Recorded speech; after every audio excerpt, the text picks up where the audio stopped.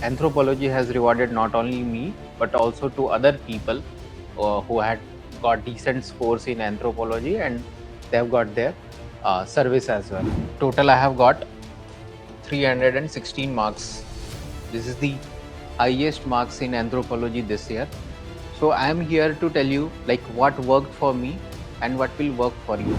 Resources वगैरह की जो अवेलेबिलिटी है, इन सब चीज़ों को देखते हुए एंथ्रोपोलॉजी जो है आई वुड से कि इट्स अ राइट डिसीजन और right choice for anyone. Thinkers को एक महीने लेकर के पढ़ना, बट थिंकर्स अगर नहीं पढ़ोगे अच्छे से तो आगे चल के पेपर में बहुत मुसीबत आएंगी। इफ़ यू विल थिंक कि भाई एंथ्रोपोलॉजी सिर्फ ऐसे पढ़ेंगे पेपर निकालना, नहीं, ऐसा नहीं करना। बट हाँ, जितना काम का है उतना बस समझ के पढ़ोगे, ठीक है। भले एग्जाम्पल, नाम, किताब भूल जाओगे, बट कंसेप्ट जो होगा, जो कहानी होगी, that you should always remember.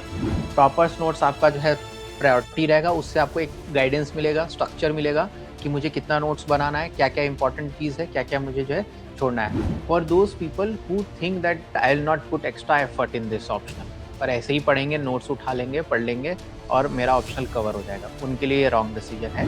If you do not have that understanding of the concepts of the topic which is being given in the syllabus, तो आपके लिए थोड़ा डिफिकल्ट हो जाएगा मार्क्स स्कोर करने के लिए। So hello everyone, so today we are here to deal with the question like whether anthropology is a right or wrong choice for your UPSC Civil Services examination. Before that, I want to give a brief introduction about myself. As you must be knowing, my name is Aniket Ranjan. I have secured All India rank 48 in this year UPSC Civil Services examination.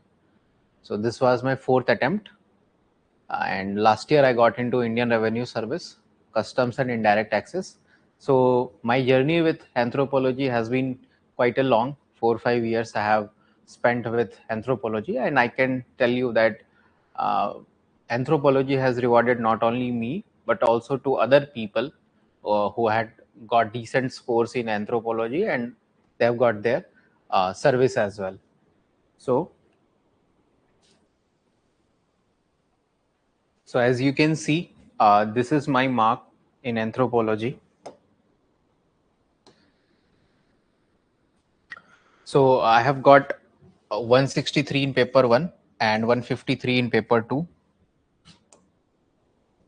Total I have got 316 marks. This is the highest marks in anthropology this year. Last year I have got 272 marks. Okay. And the topper last year got 298 marks. So मेरे marks ठीक ही थे. It was also in that good category. So I am here to tell you like what worked for me and what will work for you. Before that, there is a question like why it is a right choice. Okay. तो मैंने कुछ points जो मुझे समझ में आए कि right choice होने के क्या क्या पैरामीटर्स हो सकते हैं. There are two three choices. Firstly, that there is a mixture of science and humanities. This optional will give you both the flavors. You'll get some content of general studies, you'll get the certain content of the physical anthropology, biological anthropology as well. So that's why it is that unique subject. I say it a unique subject and new subject for me. Secondly, it has certain overlap with the general studies. As you know, the content related to Indian anthropology, okay, Indian anthro, yeah, Indian society, okay. Then you'll also see tribal India. You'll also get to know society, okay. Society में socio-cultural part होता है, so you get to understand marriage, family, kinship, right? तो ये सब you'll study. But ये family वगैरह में क्या है, you'll get something called anthropological, आपको understanding के साथ लिखना पड़ेगा. Understanding.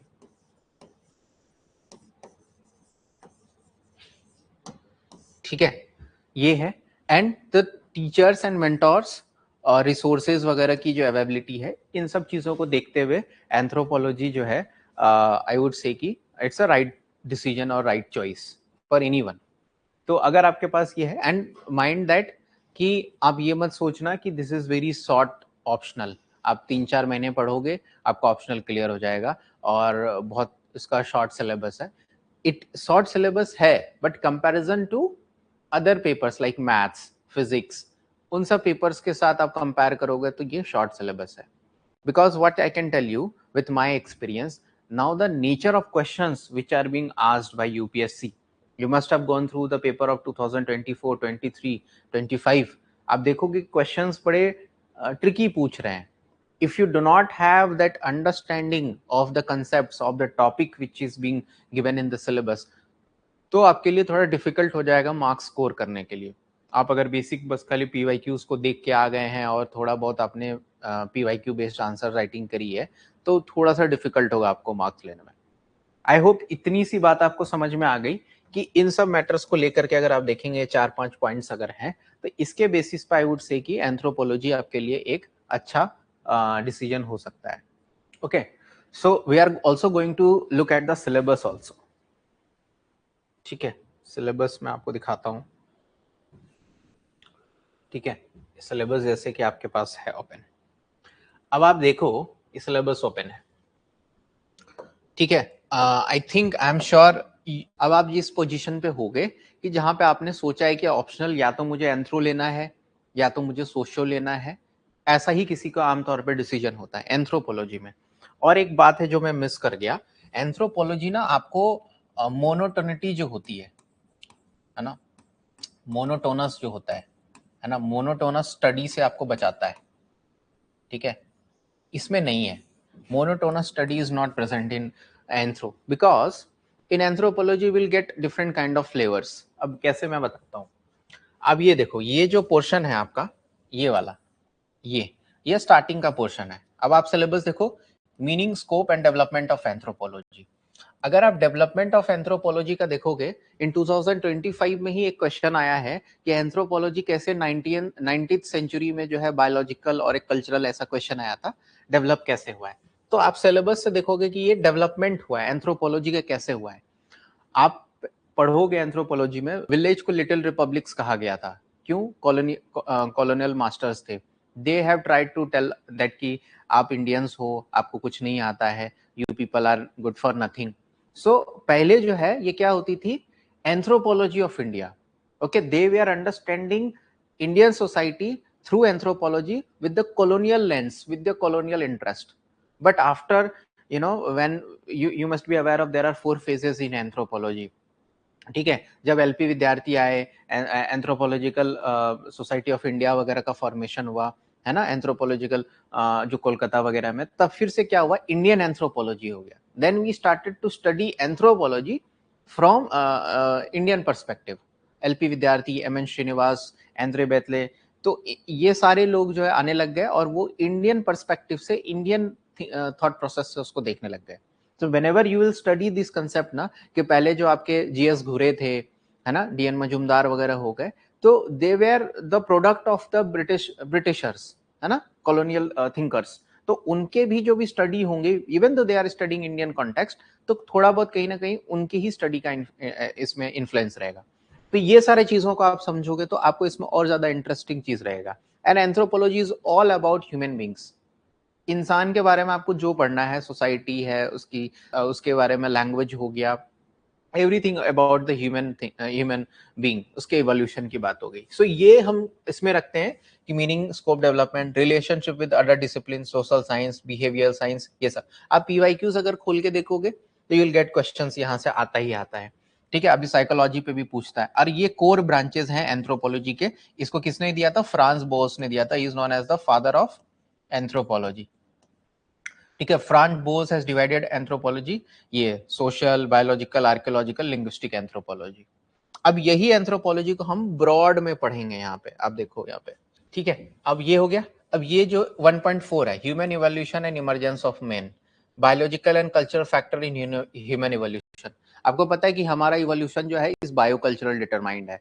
तो इसमें भी आप पढ़ोगे कि कैसे जो है नेचर, इन्वायरमेंट में कुछ चीजें चेंजेस हुई और हमने टूल्स बनाना स्टार्ट किया। जब टूल्स हमने बनाना स्टार्ट किया तो हमारी बॉडी उस तरीके से अडेप्ट होते गई। और फिर हम लोग को हमारा जो है नियोकॉर्टेक्स रीजन डेवलप हुआ। पहले we were four legs, four हमारे क्वाड्रेट थे, है ना। उसके बाद हम लोग जो है बाइपेडलिज्म पे आए, ठीक है। तो फोर लेग्स हमारे थे, धीरे धीरे हमारा इरेक्ट पोस्चर हुआ एंड बाइपेडलिज्म हुआ। सो वो भी चीज आप यहाँ पर से आप पढ़ोगे कि कैसे जो है बायोलॉजी और कल्चर एक दूसरे को मतलब इंटरेक्ट करती है, ऐसे करके। तो आप इस तरीके से बताओगे कि कल्चर में भाई फायर आया, ठीक है, फायर आया तो हमारा फूड क्या हुआ, फायर अगर आ गया तो हम कुक्ड फूड खाने लग गए। कुक्ड फूड अगर हम खाने लग गए तो हमारा क्या हो जाएगा, जो जॉज हैं, जो टीथ्स हैं, पहले कैनाइंस होती थी लायन के जैसे, आज देखो कैनाइंस नहीं है हमारे पास, टीथ हमारी सॉफ्ट हो गई हैं। क्यों? क्योंकि फूड सॉफ्ट हो गया है। तो फायर के वजह से क्या हुआ, हमारा टीथ टीथ हो गया, जॉ हो गया, इन सब पे जो है चेंजेस आए। तो आप इस तरीके की चीजों को पढ़ोगे, है ना। आज देखो हमारे पास जो मैंडिबल है, मैस्कुलेटरी जो प्रोसेस होता है, ये बहुत सिंपल हो गया है ना।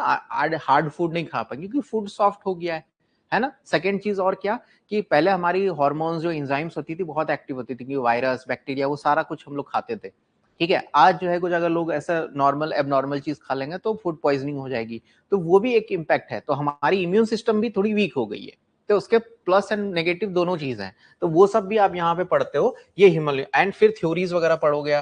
प्री डार्विन की कहानी, डार्विन की कहानी, पोस्ट डार्विन। डार्विन की कहानी आप सबको पता है कि डार्विन ने जो कंसेप्ट दिया था, सिंथेटिक थ्योरी, ये सारी चीज जो है, cops rule, Gauss rule, parallelism, conversion, ये सारे इसमें आते हैं इसमें, ठीक है। तो ये एक इंपॉर्टेंट है, यहां से क्वेश्चंस आते हैं।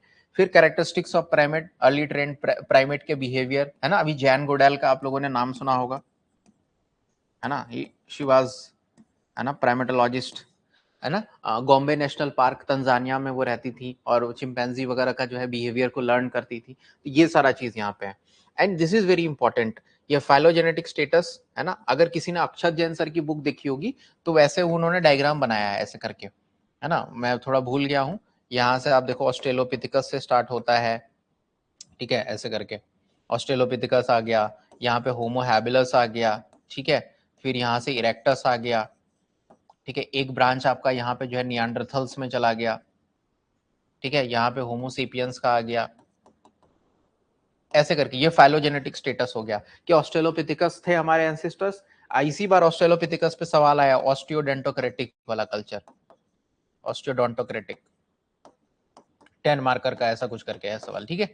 ये सारा फाइलोजेनेटिक स्टेटस में आ जाता है, एवोल्यूशनरी ट्रेंड। और ये आप देखो यहाँ पे ऑस्ट्रेलोपिथेकस का देखो सवाल है, यहाँ पे ऑस्ट्रेलोपिथेसिस, होमो इरेक्टस पे सवाल यूपीएससी पूछती है, नियांडरथल्स दोनों जरूरी है ना। लार्ज एप्पल हो जाता है, classical type and progressive type, Rhodesian man, Homo sapiens, Cro Magnon, Grimaldi, चांसलेट।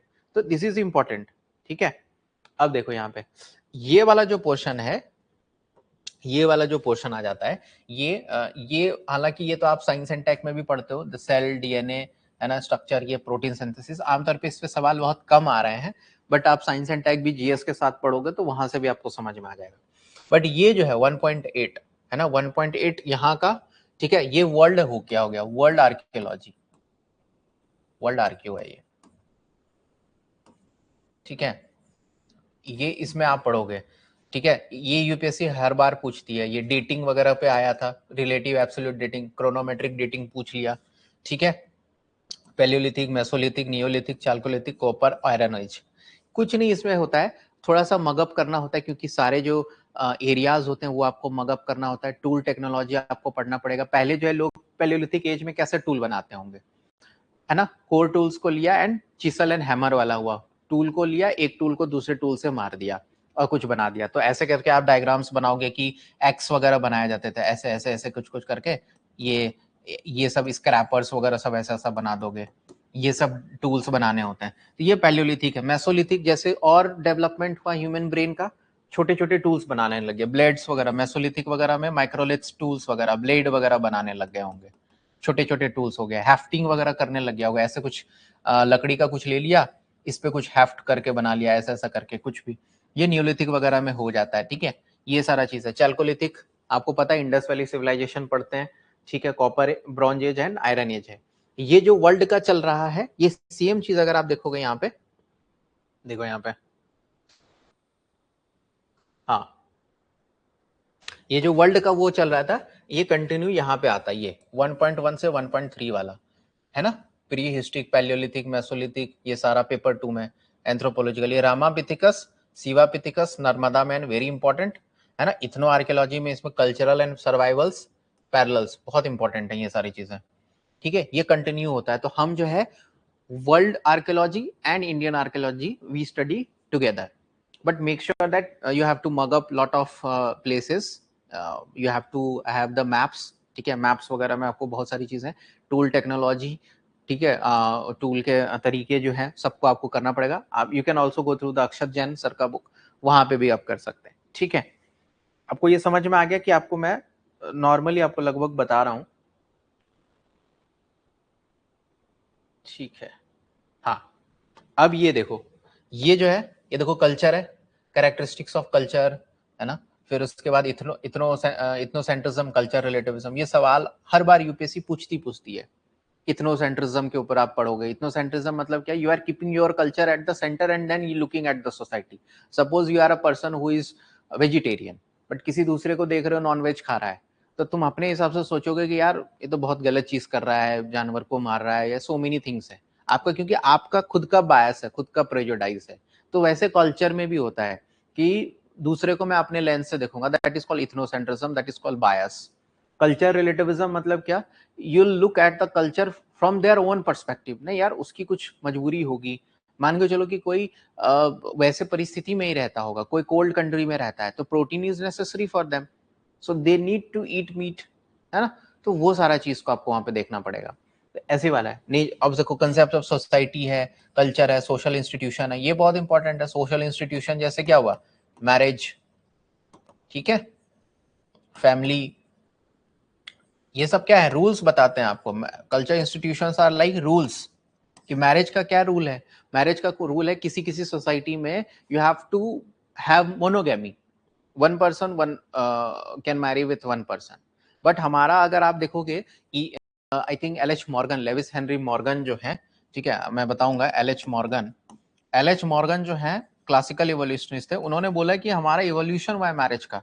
पहले ग्रुप मैरिज था हमारा, ठीक है, ऐसे ऐसे करके मैरिजेस वगैरह हुए थे, सिंडेस्मियन, ये सारी चीजें हुई, और मोनोगेमी फिर लास्ट में आके पॉलीगेमी भी था, क्योंकि कंसेप्ट ऑफ प्रॉपर्टी आ गया, है ना। Suppose one man is marrying 4-5 females, तो उससे जो बाय प्रोडक्ट होगा, जो बच्चे होंगे, तो प्रॉपर्टी तो सब में बांटना पड़ेगा।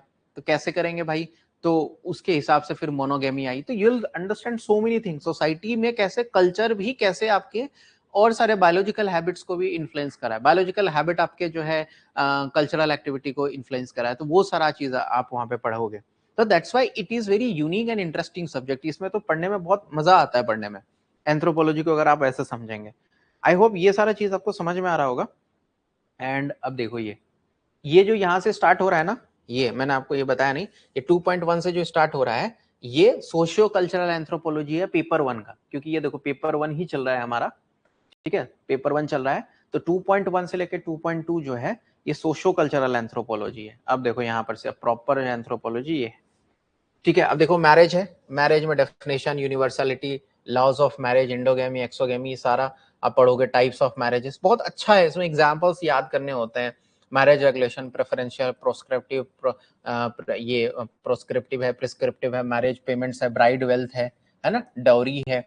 अब ये सब आप पढ़ोगे ना, कि डाउरी जो है 4% ही जो है ऑल ओवर इंडिया जो है, आई थिंक किसी ने स्टडी किया तो उन्होंने बोला 4% ही डॉरी है, बाद बाकी 96% ब्राइड वेल्थ है। ब्राइड वेल्थ का मतलब क्या होता है, you are taking my daughter, so you have to pay me something, कि भाई हमारे घर की लेबर चली गई, इकोनॉमिक जो गेन्स होगा वुमेन के वजह से वो चला गया, तो वो करना होता है। सो आप इसके कंसेप्ट को पढ़ोगे यहाँ पे। फैमिली पढ़ोगे, फिर universality, is family universal, is joint family dying in India, तो उसके बोथ साइड्स होंगे। कुछ केस स्टडीज आप उसमें बताओगे कि हाँ फैमिली डाई हो रही है, नहीं हो रही है, ठीक है। तो ये सारा चीज आसान भी होता है, ठीक है। बट ये है कि just you have to mug up things. Example है, अब हाइपरगेमी, हाइपोगेमी, अनुलोम विलोम, वो जो मैरिज होता है ना, अनुलोम और प्रतिलोम वाला मैरिजेस, यही है हाइपरगेमी, हाइपोगेमी वगैरह सब। फैमिली भी आप पढ़ोगे, किनशिप भी आप पढ़ोगे। Kinship is very important. Consanguineous marriage, marriage मतलब जो ब्लड रिलेशन से हुआ। एफिनिटी मतलब मैरिज हुआ, किसी के साथ शादी कर लिया आपने, तो एफिनल मैरिजेस हो गया, यूनिलिनियल डिसेंट, डबल डिसेंट, अब ये सारा डिसेंट है। आप ऐसे इसमें डायग्राम बनाते हो कि आप क्या करते हो, ये फादर हो गए आपके, है ना, फादर की शादी हो गई किससे, मदर से, है ना, किसी से शादी होगी। अब यहाँ पे जो बर्थ हुआ, अब यहाँ पे 2 बच्चे हो गए, तो भाई ये लड़का, ये बॉय है, ये यहाँ पे गर्ल हो गई, ठीक है। तो ये सारा चीज आप डायग्राम्स वगैरह बनाओगे यहाँ पे। अब ये क्या है, अब पेट्रियार्कल सोसाइटी होगी तो ये भैया डिसेंट अपना सिर्फ फादर से ट्रेस करेगा, तो ये हो गया क्या, पैट्रिलिनियल, पैट्रिलिनियल डिसेंट। ऐसे डायग्राम्स बनाने होते हैं, ये यूनिलिनियल में ही आएगा। अब कोई मदर मैट्रियार्कल सोसाइटी होगी, खासी गारो जयंतिया वाला होगा, तो वो मदर से अपना डिसेंट ट्रेस करेगी, ऐसे ही होता है। कोई डबल डिसेंट हो जाता है, डबल डिसेंट मतलब कि फादर साइड मदर साइड दोनों से करेंगे, ये सब पढ़ोगे आप इसमें। तो यही सारी चीजें हैं। लीनिएज क्या है, लीनिएज को कहते हैं हम लोग वो वंश कहते हैं, क्लैन मतलब गोत्र हो गया आपका, गोत्र में शादी नहीं करते हैं, मतलब आई थिंक वही सब है, phratry moiety kindred, descent and alliance is very important, ये सब आप इसमें पढ़ेंगे। फिर इकोनॉमिक है, इकोनॉमिक में बहुत इंपॉर्टेंट है ये वाला question, formalist versus substantivist debate, political organisation, religion is very important, it is must. तो मैंने आज आपको यहाँ से 2.1 से बताया ना, 2.1 और 2.2, और ये लेकर के ये पूरा आपका 5, ये बहुत इंपॉर्टेंट है, यहाँ से भी सवाल आते हैं, socio culture anthropology. And anthropology का जो अगर आपसे कोई पूछे ही सबसे कोर हार्ट क्या है, the heart of anthropology is this, ये this is the heart of anthropology, this is theories. Theories में ये Tylor, Morgan, Frazer, Boas, historical particularism, ये सारे इंपॉर्टेंट हैं, ये आपको करने ही करने हैं। और आजकल UPSC is asking questions related from here. Culture personality school से पूछेगी, Ruth Benedict, Mead, Linton, Kardiner, Cora Du, Bois. Culture materialism है, सिंबॉलिक इंटरप्रेटिव थ्योरी टर्नर है, कॉग्निटिव थ्योरी आ गया, है ना, टाइलर, कॉन्क्लीन का पोस्ट मॉडर्निज्म, ये बहुत चल रहा है पोस्ट मॉडर्निज्म, है ना। पोस्ट मॉडर्निज्म मतलब किसी को कुछ नहीं समझ आया तो पोस्ट मॉडर्निज्म बोल देते हैं। पोस्ट मॉडर्निज्म एक ऐसी थ्योरी है जो मॉडर्निज्म के बाद आई। मॉडर्निज्म क्या कहता था, science is the ultimate truth, ठीक है, बट पोस्ट मॉडर्निस्ट वाले लोग आए, वो बोले कि साइंस कैसे अल्टीमेट ट्रूथ हो सकता है, साइंस भी तो उन्हीं के द्वारा डेवलप किया गया ना जिनके पास पावर था, नॉलेज था, जो पावर में थे उनके हिसाब से कोई भी रूल्स बन गया होगा, है ना। तो वो उसको बोलते थे कि भाई ये तो वही है, तो वो लोग साइंस को भी क्वेश्चन कर रहे हैं, तो पोस्ट मॉडर्निस्ट। मॉडर्न के बाद आने वाले लोग जो है पोस्ट मॉडर्निस्ट है। तो कई बार होता है, हम लोग कहते भी हैं कि कभी कुछ समझ में ना आए तो लिख दो कि पोस्ट मॉडर्निस्ट ने ऐसा बोला कि ये नहीं हो सकता, क्रिटिसिज्म में दे कुड हैव टोल्ड कि नहीं ऐसा नहीं हो सकता, एवरीथिंग इज सब्जेक्टिव। मैं बोल दूं ये चेयर है, सामने वाला आकर बोलेगा नहीं ये चेयर नहीं टेबल है, पोस्ट मॉडर्निस्ट ये कहते थे। तो इसमें यू विल स्टडी, है ना, you must have studied Jacques Derrida, है ना, जैकस डेरिडा के बारे में आप पढ़ोगे, ठीक है, ये सब के बारे में आप पढ़ते हो, जैकस डेरिडा हो गया, सिमुलाक्रा, सिमुलेशन, वो सारी चीजें आप यहाँ पे पढ़ सकते हो। तो बहुत सारे थिंकर्स आते हैं, तो ये करना बहुत इंपॉर्टेंट है, it will take time. Structuralism जो है लेवी स्ट्रॉस का बहुत फेमस थ्योरी है। बाइनरी अपोजिट, बाइनरी अपोजिट का मतलब क्या हुआ कि एवरीथिंग इज यूनिवर्सल है, every human being thinks in binary opposite, मतलब एक यस है तो एक नो है, एक वेट है तो एक ड्राई है ना। आप देखो ना, या तो होगा या तो नहीं होगा, ये इसका कहना है कि लोग सिर्फ और सिर्फ 2 ही अपोजिट्स में सोचते हैं, बाइनरी अपोजिट्स में, लेवी स्ट्रॉस को, लेवी स्ट्रॉस का यही कहना है। एंड 2 अपोजिट्स हैं, तो इनका यही कहना है कि मान के चलो कि 2 ट्राइब में लड़ाई हो रही है, suppose tribe A and tribe B. Levi Strauss का ऐसा कहना है कि लड़ाई हो रही है, तब दोनों की लड़ाई का सुलह कैसे करोगे, तो मैरिज करा दो। एंड मैरिज में क्या कहा जाता है, वुमेन का गिफ्ट कर दो, मतलब जस्ट ट्रांसफर द वुमेन, मतलब इस जनरेशन में वुमेन को ट्रांसफर करो, नेक्स्ट जनरेशन में या उसी जनरेशन में वुमेन ट्रांसफर हो जाएगी, तो लड़ाई खत्म हो जाएगी, एलियंस करो। ये this is what Levi Strauss used to say that women is the best gift, ऐसा लेवी स्ट्रॉस कहते थे। एलियंस फॉर्म करने के लिए सोसाइटी में झगड़ा लड़ाई नहीं होगा, है ना, there will be peace, there will be harmony in the society, so if you want that then that is the thing. तो ये सब आपको करेंगे। कल्चर पर्सनालिटी स्कूल थोड़ा साइकोलॉजी रिलेटेड है ना, यू नो, आपका कल्चर जो होगा वो आपके पर्सनालिटी में दिखेगा, right, that is what culture personality school is very important. Ruth Benedict है, कोराडो बॉयस है। जब जापानीज वॉर सारे हो रहे थे वर्ल्ड वॉर 2 के समय में, तो अमेरिकन ये मोस्टली थिंकर्स हैं, तो दे वे are studying through the, you know, सारे पेपर्स को देखते थे, तो दे वर सेइंग दैट कि these Japanese people were too brutal. Chrysanthemum करके जो फ्लावर का नाम है, वो बुक है इनका, रूथ बेनेडिक्ट का। तो they were very brutal, they were killing soldiers like anything. तो बाद में पता चला कि उनका जो चाइल्डहुड का जो प्रैक्टिसेस है, पेरेंटिंग है, बहुत टफ रहा है। टॉयलेटरी प्रैक्टिसेस, उनको टॉयलेट को होल्ड करने काफी देर तक कहा जाता था। तो जब वैसा होल्ड किया जाता था ना, तो उनका ऐसा साइकोलॉजी डेवलप हुआ कि जब वो वॉर करने चले गए, दे वर वेरी ब्रूटल। तो ये सारी चीज आप इसमें पढ़ोगे, ये तभी आएगा जब आप इसको मन से पढ़ोगे। मतलब इफ यू विल थिंक कि भाई एंथ्रोपोलॉजी सिर्फ ऐसे पढ़ेंगे पेपर निकालना, नहीं, ऐसा नहीं करना। बट हाँ, जितना काम का है उतना बस समझ के पढ़ोगे, ठीक है। भले एग्जाम्पल, नाम, किताब भूल जाओगे, बट कंसेप्ट जो होगा, जो जो कहानी होगी, जो उसके पॉइंट्स होंगे, that you should always remember. तो ये सारा चीज है, तो इसको करना इज मस्ट, है ना, ये मस्ट है। इसको तो एक भी मिस नहीं करना है। कभी भी एंथ्रो पढ़ना स्टार्ट करो तो थिंकर से पढ़ो, है ना। And you can start thinkers, कहीं से भी आप पढ़ सकते हो, बट बेटर है कि क्लासिकल इवोल्यूशनिस्ट पढ़ो, फिर जो है नियो इवोल्यूशनिस्ट पढ़ो, ये सब आप पढ़ोगे यहाँ पे। And this is important, culture, language, communication is important, है ना, ये इंपॉर्टेंट है। Research method is also important. इसमें यूपीएससी आमतौर पे क्या पूछती है, ये वाला पूछती है, इस बार भी शायद पूछा है, field work. Field work is important, ये फील्ड वर्क। अभी सेंसस हो रहा है ना, सेंसस में क्या हो रहा है, फील्ड वर्क ही हो रहा है ना, घर घर जाकर के जो है इंफॉर्मेशन कलेक्ट किया जा रहा है, that is called field work. Field work में what you will do, you will take, वही सारा डेटा आप लोगे, आपका जो पर्पस होगा उसके लिए आप फील्ड वर्क करोगे। पहले आर्म चेयर बोला जाता था एंथ्रोपोलॉजिस्ट को, आर्म चेयर एंथ्रोपोलॉजिस्ट। वो क्या करेंगे, डॉक्यूमेंट्रीज, न्यूज़पेपर कटिंग्स, एडिटोरियल्स, यही सब पढ़ेंगे, बुक्स पढ़ेंगे और अपने से ही अपनी राय बना देंगे।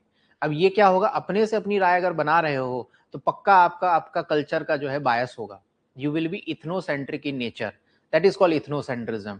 लेकिन फील्ड वर्क जाकर के कर रहे हो, और फील्ड वर्क किसने किसने किया, फ्रांस बोआस ने स्टार्ट करवाया था, फ्रांस बोआस फील्ड वर्क करवाते थे।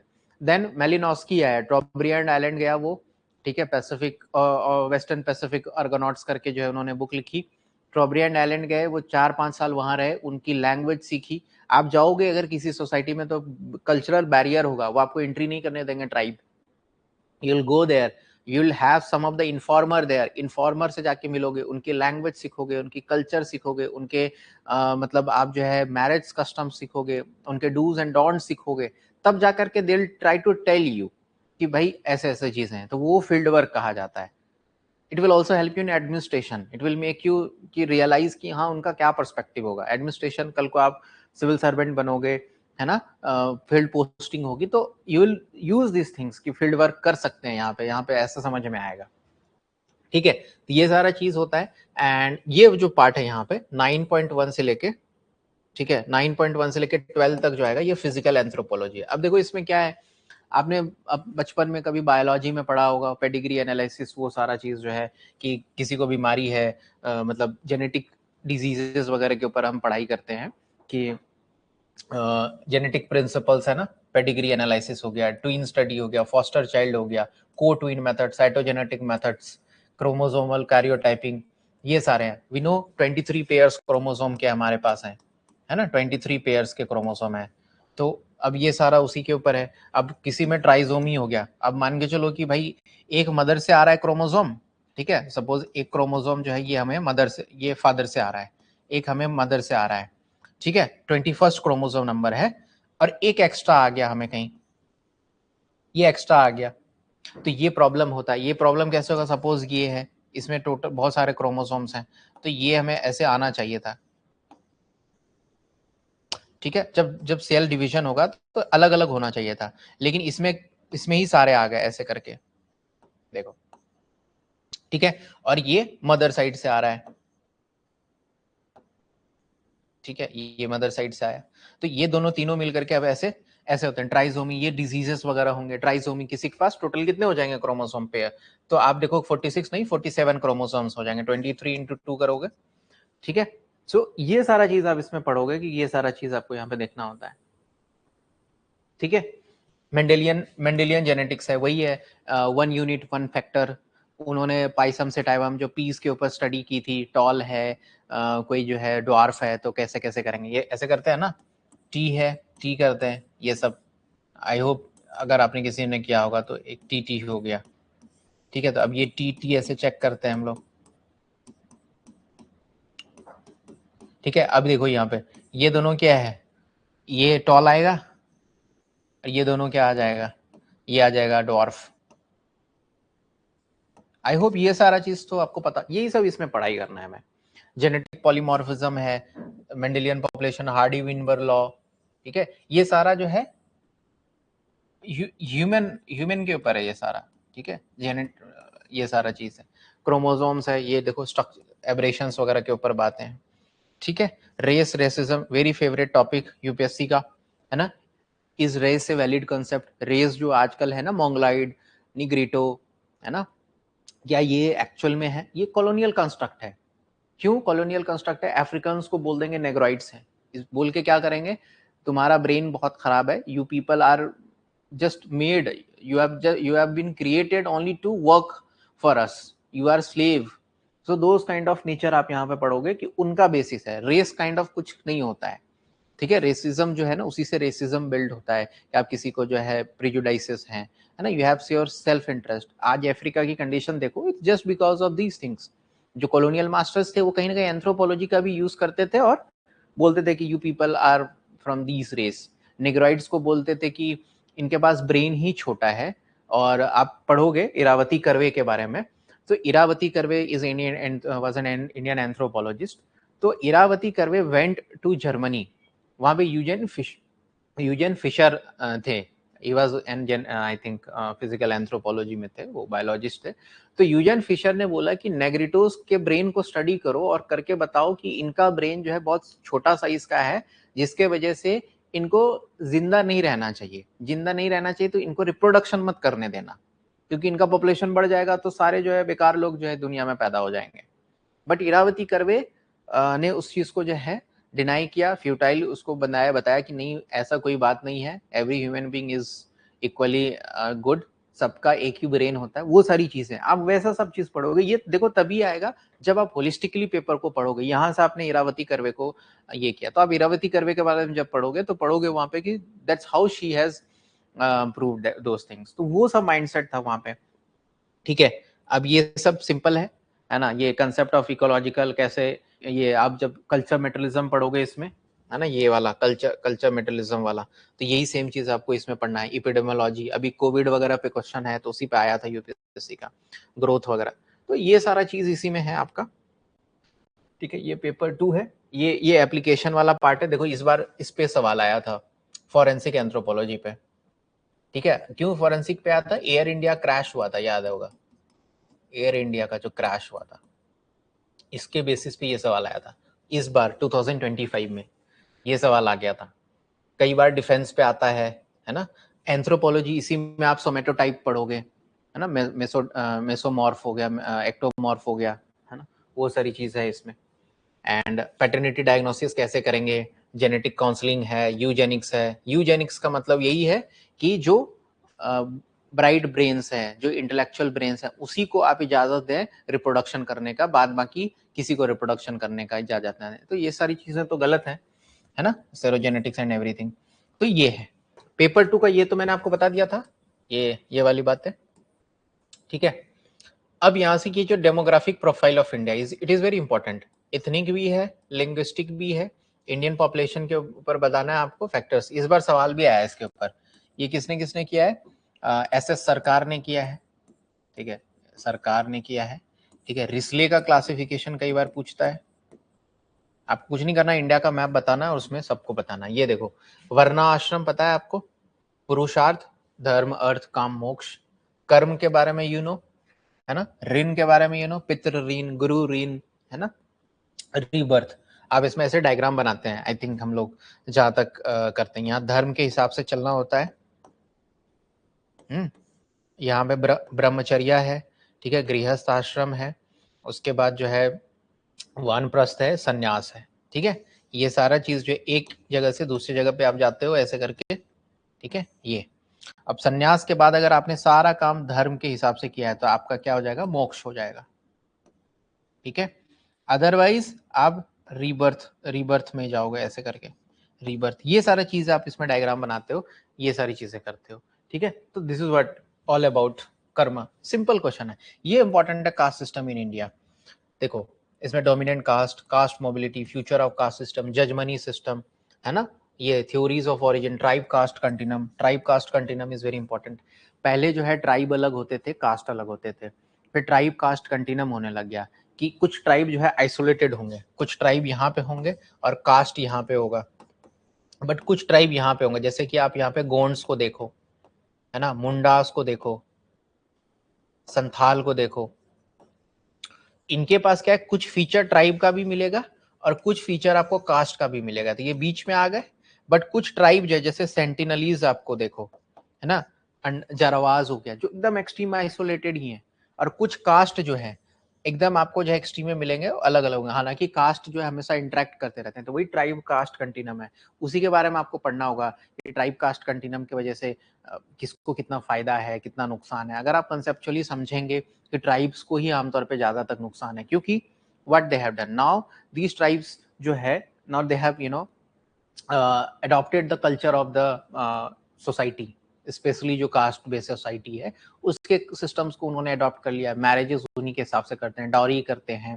पहले जो उनकी खुद की कल्चरल एक्टिविटीज थी वो सारा चीज जो है वो खत्म हो गया, पॉलिटिकल सिस्टम उनका खत्म हो गया है ना, तो वो है। अगर आपको पता हो इंडियन एक्सप्रेस में कुछ दिन पहले, कुछ महीने पहले जो है मुंडा मंकी सिस्टम आया था। अगर आप गूगल करोगे तो ये पढ़ सकते हो, मुंडा मंकी सिस्टम, ठीक है। ये आई बिलीव दैट झारखंड में, उड़ीसा में ये सिस्टम चलता है, पॉलिटिकल सिस्टम है। जैसे पंचायती राज सिस्टम है ना, दैट इज इंडिपेंडेंट, वो गवर्नमेंट के द्वारा है, बट इनका खुद का मुंडा मंकी सिस्टम बहुत समय पहले से चल रहा है, ठीक है। ये क्या क्या उस पर बातें करेंगे कि मैरिज पे एक्सपेंसेस कम करना है, ठीक है, कोई तरीके का जो है उनके पास जो है प्रॉब्लम आ गया, अगर फाइनेंशियल इश्यूज है, इकोनॉमिक इश्यूज हैं, तो कैसे सब मिल बांट करके जो है हेल्प करेंगे, है ना। हम लोग मतलब आमतौर पे एग्रीकल्चर कैसे करेंगे, हंटिंग गैदरिंग सोसाइटी है तो किस तरीके से कलेक्शन होगा, गैदरिंग होगा, तो बेसिक सारी चीजें, जात्रा वगैरह कब निकालेंगे, कब हम लोग जो है इस रिलीजन के ऊपर जो उनका रिलीजन होगा, टोटेम होगा, या उस सारी चीजें ये मुंडा मंकी सिस्टम पे होता है। उपरहा सिस्टम भी है, तो you can read those thing also. ये सारी चीजें आपको उसमें देखने को मिलेगा। सेक्रेड कॉम्प्लेक्स जो है एलपी विद्यार्थी ने पढ़ा था, नेचर मैन स्पिरिट कॉम्प्लेक्स, बहुत अच्छा कंसेप्ट है ये। सेक्रेड कॉम्प्लेक्स एलपी विद्यार्थी जो है गया जी में उन्होंने किया था कि कैसे वहाँ पे सेक्रेड ज्योग्राफी गया, जहाँ पे पिंड दान होता है, वहाँ पे little tradition, great traditions. Little traditions मतलब जो छोटे सोसाइटीज होंगे, मतलब जो हम लोग कहते हैं सो कॉल्ड जो स्मॉलर सोसाइटी है, लिटिल ट्रेडिशंस वो हो गए जो बहुत ही सीमित दायरे में है, उनका टेरिटोरियल एक्टिविटी बहुत कम है। दूसरी बात जो है, जो एम्बिगुअस है, उनके पास रिटर्न कोई बुक नहीं है, रिटर्न उनके पास कोई डॉक्यूमेंट, मतलब डॉक्यूमेंट नहीं है, कुछ ऐसा नहीं, ऑरली ट्रांसमिट हुए हैं। बट ग्रेट ट्रेडिशंस क्या है, जैसे हमारा हिंदू कल्चर का ट्रेडिशन है, रामायण लिखा हुआ है, महाभारत लिखा हुआ है, पुराण लिखे हुए हैं, तो वो सारा चीज अब ये सब करेंगे, आपको इसमें बहुत इंटरेस्ट आएगा। And this is very important, fourth वाला, emergence and growth and development in Indian 18th 19th 20th में, है ना। इसमें सारे स्कॉलर्स के बारे में पढ़ोगे आप, जो हेमेंडॉर्फ के बारे में, हेमेंडॉर्फ पट्टा बहुत लोग पढ़ते हैं, आपने पढ़ा होगा आईएफएस से, वेरियर एल्विन, वेरियर एल्विन के जो कंसेप्ट था उनका आइसोलेशनिस्ट कंसेप्ट हो गया। जवाहरलाल नेहरू ने ट्राइबल पंचिल दिया, इंटीग्रेशनिस्ट अप्रोच। घूरे ने बताया था कि उनको जो है एसिमुलेट कर दो, वो सारी चीज आप इसमें पढ़ेंगे, है ना। इंडिया आईएफएसए जो इंडियन फॉरेस्ट सर्विस है, आईएफएसए कहते हैं, इंडियन फॉरेस्ट सर्विस एडमिनिस्ट्रेशन, ये पहले ये था, ये एल्विन के द्वारा दिया गया है, ठीक है। अभी भी आप अगर देखोगे, अपाटानी ट्राइब्स जो अरुणाचल प्रदेश में है, they are well to do, बहुत अच्छे से उनकी सोसाइटी चल रही है। क्यों? ये एल्विन की ही देन है। आप अभी मोस्ट ऑफ द उधर के नॉर्थ ईस्टर्न ट्राइब्स को देखोगे तो आइसोलेशनिज्म का ही मतलब कहीं ना कहीं योगदान है, जो कि बहुत ज्यादा वेल टू डू कर रहे हैं। उसमें अरुणाचल प्रदेश में आज तक कभी भी प्रॉब्लम नहीं आया। आप आमतौर पे देखोगे नॉर्थ ईस्ट के दूसरे जगह पे, दूसरे ट्राइब्स में बहुत इश्यूज आए हैं, कॉन्फ्लिक्ट्स हुए हैं, अरुणाचल प्रदेश में नहीं आए, क्योंकि वेरियर एल्विन के इसी कंसेप्ट की वजह से, जो इनका इंडियन फॉरेस्ट सर्विस जो आज जिसको कहते हैं हम लोग आइसोलेशनिस्ट अप्रोच, इसके वजह से अपाटानीज भी वहाँ है, नीशी ट्राइब भी वहाँ पे रहती है, बट वो बहुत ज्यादा हारमोनी में है।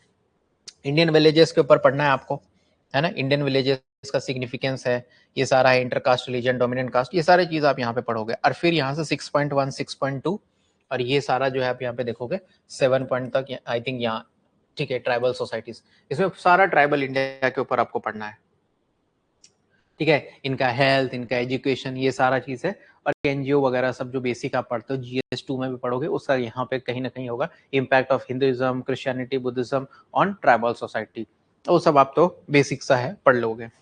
आई होप ये आपको क्लियर हो गया होगा, ठीक है।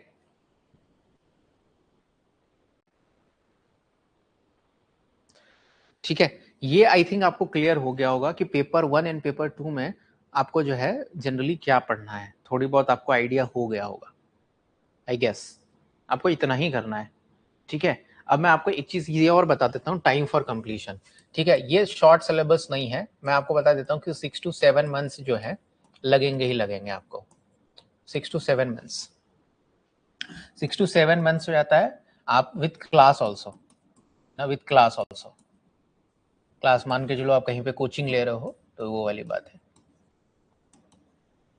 ठीक है। आप सारथी IAS में कोचिंग आप ले सकते हो, तो यहाँ की जो फैकल्टी है मैंने उनके नोट्स वगैरह देखे, so that is also really good, तो आप वो काम कर सकते हो, वरना सेल्फ स्टडी तो आप कर सकते हो, टाइम इतना कंप्लीशन है। एंड डू नॉट थिंक कि भाई ये शॉर्ट सिलेबस है, शॉर्ट सिलेबस नहीं है, आपने देख लिया शॉर्ट सिलेबस नहीं है, ठीक है, ये नहीं है, ठीक है, ये आप ध्यान में रखना। लोग इसी के चक्कर में आ जाते हैं, मैंने भी यही सुना था कि शॉर्ट सिलेबस है, you have to study a lot, ठीक है। ये टाइम कंप्लीशन है। अब टाइम का मैं आपको बता देता हूँ कि कैसे आप कर सकते हो, थोड़ा बहुत जो मुझे आइडिया है, अगर कोई अभी स्टार्ट कर रहा है तो अभी मोस्ट प्रोबेबली आप इसको जून से, ठीक है, स्टार्ट कर सकते हो, नेक्स्ट मंथ से, जून, जुलाई, अगस्त,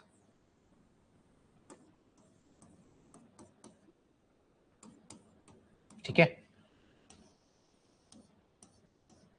अब देखो 7 मंथ्स हो गए आपके पास, ठीक है। आई नो आप जो है इफेक्टिवली 7 मंथ्स नहीं पढ़ पाओगे, बट हाँ, आपका डेली का जो टाइम है ना, जून से लगभग जो है 50%, 50%, 40% आप एंथ्रो को दो या ऑप्शनल को दो।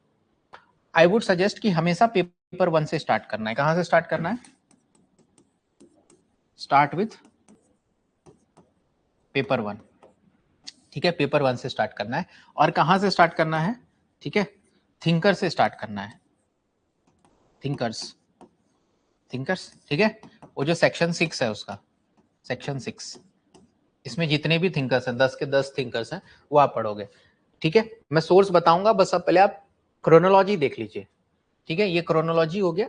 अब आप इसमें एडजस्ट करेंगे, it will depend upon you कि आप इसको कितनी जल्दी कवर करें। कोई थिंकर्स को टाइम लेके पढ़ना, हो सकता है 1 महीने लगे, तो थिंकर्स को 1 महीने लेकर के पढ़ना, बट थिंकर्स अगर नहीं पढ़ोगे अच्छे से तो आगे चल के पेपर में बहुत मुसीबत आएगी। थिंकर्स को कहीं पे भी यूज कर सकते हो, यही 10 थिंकर्स को यूज करना। आपको जो है ना स्टडी के दौरान जो बहुत नए नए थिंकर्स मिलेंगे, ठीक है, बट ये जो कोर 10 थिंकर्स है ना, यही आपके काम के होंगे, और जो यूपीएससी ने PYQs में पूछ रखे हैं वही थिंकर्स काम के होंगे। बाद में क्या आप किधर से भी पढ़ो, कितने भी 10 थिंकर्स और गिन लो, वो उतने रेलेवेंट नहीं होंगे। एग्जामिनर के लिए जो यूपीएससी का सिलेबस में थिंकर है ना, वो आज भी वही रेलेवेंट है, ठीक है। आज भी लोग अगर फंक्शनलिज्म मेलिनोस्की की बात करेंगे तो आज भी उससे वो आप एक्सप्लेन कर सकते हो, तो याद रखना ये बात को, ठीक है। फिर आप जो है सोशियो कल्चरल एंथ्रो पढ़ो,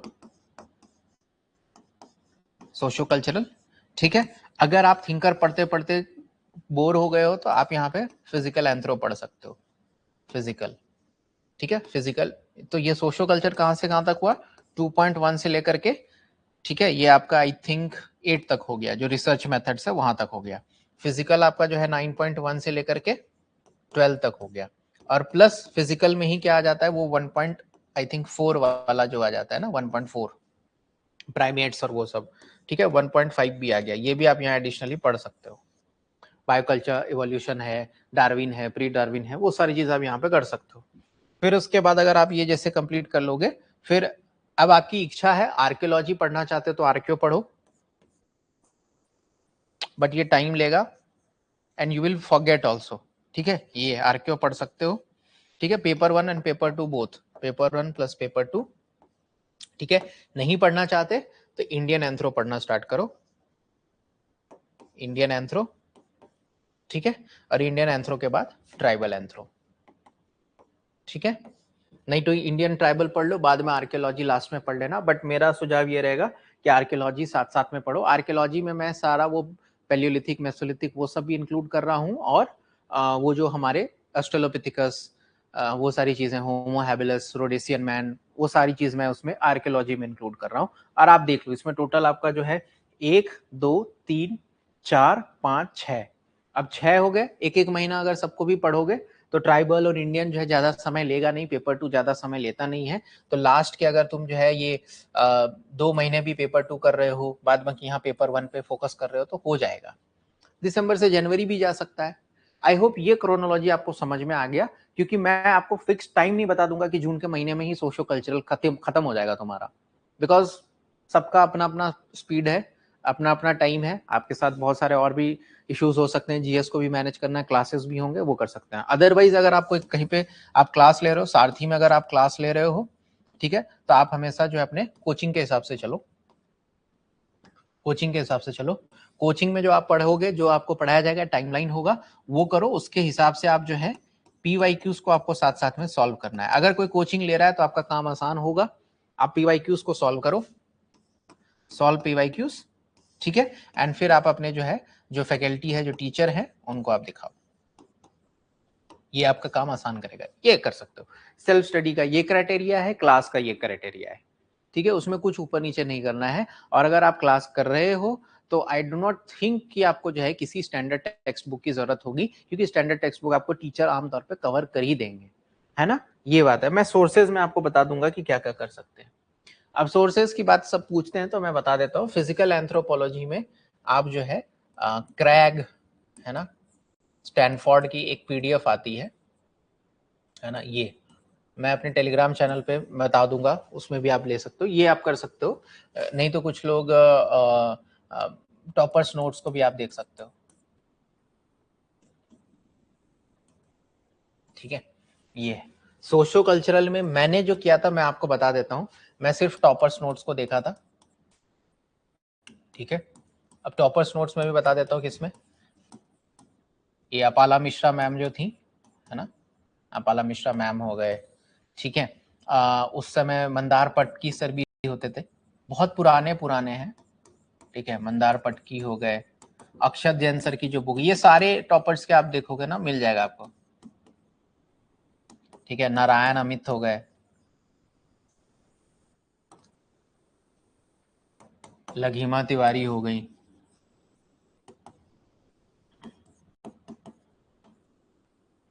ठीक है। आई थिंक शिविन सर ने भी अपने notes, I don't think so कि पता नहीं उन्होंने डाले हैं कि नहीं डाले हैं। अगर उन्होंने डाले होंगे तो शिविन सर का भी देख सकते हो, शिविन सर के भी नोट्स अच्छे हैं, अगर मिल जाते हैं तो, ठीक है। सर ने अगर डाले होंगे तो, ठीक है। ये अक्षर जैन सर की बुक जो है वो कर सकते हो, यहाँ से कर सकते हो। ये सब सारे टॉपिक्स के लिए होंगे। थ्योरीज के लिए अभी जो आपके पास थोड़ा सा चीजें आसान है। एक तो क्या करो, पहली बात तो इसमें आपको सिंपल सा क्या करना है, टॉपर्स नोट्स को सीधा उठाओ, ठीक है।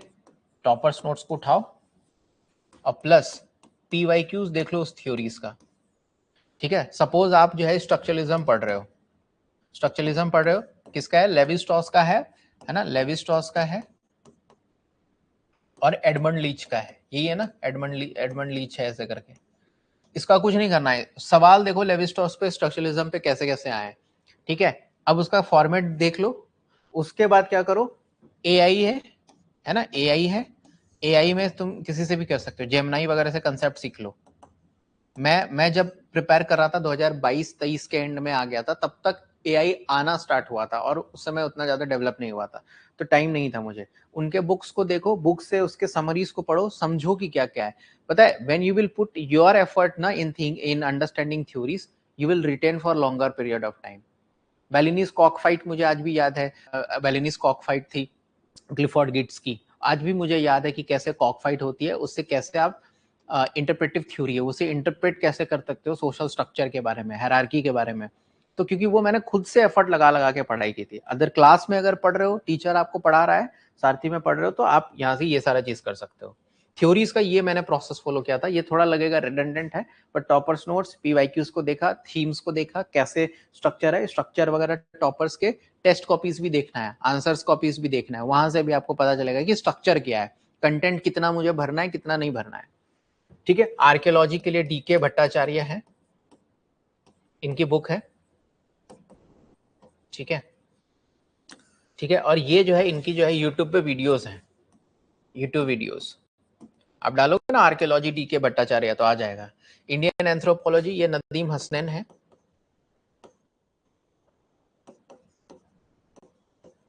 ठीक है, ट्राइबल इंडिया में भी नदीम हसनैन है। करंट अफेयर्स के लिए आपको कुछ नहीं करना है, पीआईबी का जो है ईयर लॉन्ग जो है ऐसा कुछ रिव्यू करके आता है। ठीक है, ये आप थोड़ा सा देख लो, ये ट्राइबल के लिए आ जाएगा, ट्राइबल का आपको लगभग डेटा इससे मिल जाएगा। ठीक है, बाद बाकी क्या करो कि कुछ कुछ अगर करंट अफेयर्स करना है, सपोज फिजिकल एंथ्रोपोलॉजी में आप जेनेटिक काउंसलिंग पढ़ रहे हो, आप जेनेटिक काउंसलिंग लिखो और उसमें गूगल पे डाल दो और न्यूज वाले सेक्शन में चले जाओ, तो जो भी लेटेस्ट न्यूज आएगा आप उससे आपको पता चल जाएगा, अदरवाइज टेस्ट सीरीज वगैरह से आ जाएगा, वरना करंट अफेयर्स का इतना ज्यादा इसमें रोल होता नहीं है। बाद बाकी आप कंसेप्ट पढ़ोगे वैसा है, सपोज आप मैरिज पढ़ रहे हो, मैरिज रिलेटेड न्यूज है, जीएस में पढ़ोगे ही ना, तो उससे वहां पे आपको कंटेंट मिल जाएगा। बाद बाकी इतना इससे ज्यादा दिमाग और नहीं लगाना होता है। इग्नू के नोट्स, ईपीजी पाठशाला जो भी है ये बहुत इंपॉर्टेंट है, एमए वगैरह के नोट्स आप देख सकते हो। सपोज कोई टॉपिक समझ नहीं आता, आमतौर पे जितना भी एंथ्रो है आपको इग्नू के नोट्स में मिल जाएंगे। ये आपका जो है मेजरली सिलेबस होता है। टॉपर्स नोट्स आपका जो है प्रायोरिटी रहेगा, उससे आपको एक गाइडेंस मिलेगा, स्ट्रक्चर मिलेगा कि मुझे कितना नोट्स बनाना है, क्या क्या इंपॉर्टेंट चीज है, क्या क्या मुझे जो है छोड़ना है। मेरे भी नोट्स आपको मिल जाएंगे, मैं टेलीग्राम चैनल लास्ट में दिखाऊंगा, आप मेरे भी नोट्स देख सकते हैं। आप क्लास कर रहे हो सारथी में, आई थिंक सारथी में अगर आप क्लास कर रहे हो तो मुझे नहीं लगता इतना ज्यादा कुछ दिमाग लगाने की जरूरत है, तो आप वो काम कर सकते हो। C Ember and Ember is very good book to start because language is lucid, very simple, but I believe that if you want to really start the preparation, I believe that why you should waste your time in reading Ember and Ember। आपको help करेगा Ember and Ember, but यही सारा basic book है जो आपको directly help करेगा। अगर आपके पास टाइम बचता है बीच में, if you get the time, then you can read Ember and Ember बीच में। ठीक है, या आपके पास अभी टाइम है, लेजर टाइम है, क्योंकि अल्टीमेटली आपको इन सब चीजों के ही ऊपर आना है at the end of the day. इससे बेटर है कि आप यूट्यूब वीडियोस देख लो Ember and Ember का, मतलब मैं आपको टाइम बचाना चाहता हूँ, अदरवाइज एम्बर एंड एम्बर पढ़ना चाहते हैं तो आप पढ़ लीजिए। ठीक है, मैं टाइम के हिसाब से बता रहा हूँ, क्योंकि आप देखो आपके पास यही 6-7 महीने हैं, आप एम्बर एंड एम्बर पढ़ोगे, अगर आपको टाइम लगता है तो उसी हिसाब से आप देख लें, but it totally depend upon you. But amber and amber will not solve the syllabus का चीज। ठीक है, आंसर राइटिंग का सिंपल सा फंडा ये है कि आंसर राइटिंग आप कब स्टार्ट करें, जब आपका सिलेबस कंप्लीट हो जाए। अगर आप क्लास कर रहे हैं तो क्लास के साथ साथ में आप आंसर राइटिंग करें, टीचर को दिखाएं। लेकिन जैसे ही आपको लगे कि आपने एक इनफ नोट्स बना लिया, सोशो कल्चरल आपने मान के चलो 2 यूनिट पढ़ लिए, मैरिज पढ़ लिया, कल्चर पढ़ लिया, सोसाइटी पढ़ लिया, मैरिज पढ़ लिया, आप उसका जो है साइमल्टेनियसली टेस्ट लगाएं, और टेस्ट लगाने के बाद आप क्या करें, उसको टेस्ट पीवाईक्यूज को आप सॉल्व करें, एंड पीवाईक्यूज को then what you will do, आप उसको इवेलुएट कर सकते हैं चैट जीपीटी के थ्रू। आप चैट जीपीटी को प्रॉम्प्ट दें कि it's a UPSC style question, 10 marker, 15 marker, 20 marker जो भी है, और आप उससे कुछ कुछ पॉइंट्स उठाएं और आपको लगता है कि ये जरूरी है तो वो कर सकते हैं। दूसरा पीयर्स के थ्रू हेल्प कर सकते हैं, और बाद बाकी आप सारथी में भी आएंगे, टीचर को दिखाएंगे ना, even if you are not enrolled here, then teacher will definitely help you in checking and evaluating your answer। you can book the sessions also, slot आप बुक कर सकते हैं, ये भी आपको हेल्प जरूर करेगा, but do not blindly follow AI के ऊपर। ठीक है, आंसर राइटिंग का मैं आपको यही बात बताता हूँ, बट आंसर राइटिंग आपका कब स्टार्ट होगा, थोड़ा टाइम के बाद।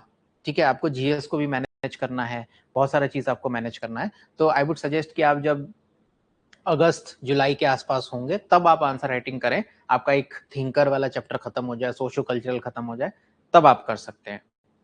ठीक है, और लास्ट में रॉन्ग डिसीजन जो है, राइट और रॉन्ग की बात है। रॉन्ग डिसीजन देखिए उनके लिए होगा कोई भी optional, not only anthropology, for those people who think that firstly this optional is very short, I will complete it with in 4-5 months, and third I will not put extra effort in this optional, और ऐसे ही पढ़ेंगे, notes उठा लेंगे, पढ़ लेंगे और मेरा optional cover हो जाएगा, उनके लिए ये रॉन्ग डिसीजन है, because you have to put lot of effort in anthropology also. ठीक है, but yes, certainly this optional will give you reward proportionately आमतौर पे होता है कि आप अगर इसमें थोड़ा एक्स्ट्रा एफर्ट लगा लेते हैं, बिकॉज 500 का paper, okay, paper 1 and paper 2, so it will reward you in the same manner. तो ये चीज को आपको ध्यान में रखना है। रॉन्ग डिसीजन नहीं होता है कोई भी, as per my understanding. Wrong decision तभी होगा जब आप इस पर एफर्ट नहीं लगाएंगे, ठीक है। वो तो यूपीएससी का प्रिपरेशन स्टार्ट करना भी रॉन्ग डिसीजन हो जाएगा अगर आप बस खाली यहाँ पे आके लाइब्रेरी में बैठे हुए हैं, बुक्स को खोल के बैठे हुए हैं, and you are not studying anything. You have to be very punctual, you have to be disciplined, you have to measure your time, है ना, you should not waste your time। वो सारा चीज बहुत इंपॉर्टेंट है, ठीक है। At the end of the day, I hope this is my Telegram channel अगर विजिबल हो, it's Aniket Ranjan _AIR48। you can have my notes both for GS and optional। I'll be also sharing other insights related to anthropology। Okay, thank you, all the best।